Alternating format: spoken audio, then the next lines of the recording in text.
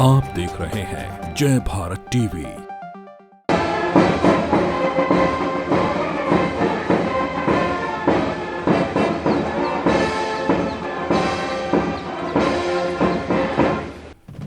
देश को आज मिले 288 युवा सैन्य अधिकारी।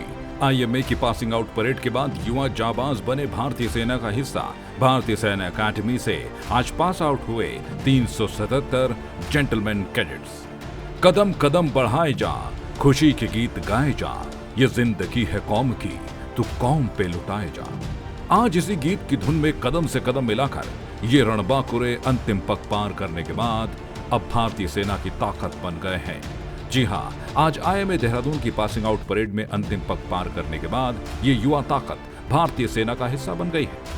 आईएमए की पासिंग आउट परेड से शनिवार को कुल 377 जेंटलमैन कैडेट्स पास आउट हुए, जिनमें से 288 जेंटलमैन कैडेट्स भारतीय सेना में शामिल हुए, जबकि 89 कैडेट मित्र देशों के पास आउट हुए। इस बार की पासिंग आउट परेड में बतौर मुख्य अतिथि लेफ्टिनेंट जनरल अमरदीप सिंह भिंडर शामिल हुए, जिन्होंने परेड की सलामी ली। साथ ही सभी जेंटलमैन कैडेट्स को बधाई और शुभकामनाएं देते हुए कहा कि देश सेवा के लिए भी आप इसी तरह का जज्बा दिखाएं।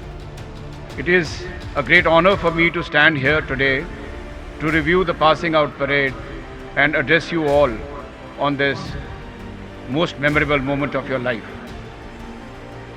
It gives me immense pleasure to see before me the passing out batch of 377 gentlemen cadets who would shortly embark on the journey of their life, a journey inspired by the Chetwoodian credo and characterized by the IMA motto of valor and wisdom.